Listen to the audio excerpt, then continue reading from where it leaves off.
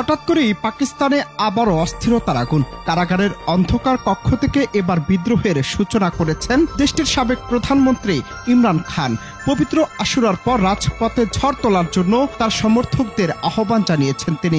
কারাগারে বন্দী থেকেও ইমরান যেন আরও শক্তিশালী হয়ে উঠেছেন। তার ভাষ্য, শেহবাজ সরকারের একনায়কতান্ত্রিক দাসত্বের চেয়ে কারাগারের নিঃসঙ্গতা বেছে নেয়া অনেক সম্মানের। ইমরান খানের দল পিটিআই স্পষ্ট করে বলছে, এবার আন্দোলন হবে ভিন্ন, এবার জবাব হবে কঠিন।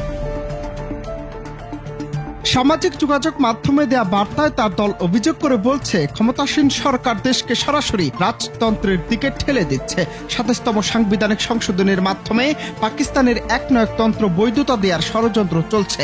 তার দাবি, এটি রুখতেই এবার লড়াই করতে হবে। তিনি বলেন, দেশের আসল ক্ষমতা এখন আর নির্বাচিত প্রতিনিধিদের হাতে নেই, বরং ছায়া সরকার, সেনাপ্রধান আসিম মুনিরের হাতে বন্দী পাকিস্তান। ইমরান খানের কথায়, যখন শাসকের মুখোশ পরে স্বৈরাচার আসে, তখন ব্যালট বাক্সের দরকার হয় না।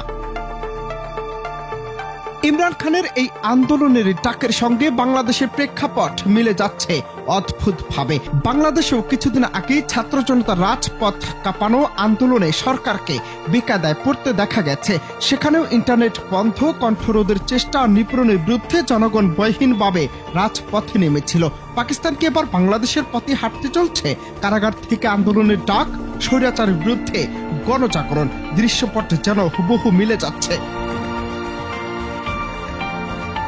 পাকিস্তানের পিটিআই বলছে, এই আন্দোলন শান্তিপূর্ণ হলেও যদি সরকার বল প্রয়োগ করে, তাহলে তার জবাব দেওয়ার জন্য প্রস্তুত তারা। পরিস্থিতি যেদিকে এগোচ্ছে, তাতে পাকিস্তান আবারও ভয়ঙ্কর অস্থিরতার দিকে ধাবিত হচ্ছে।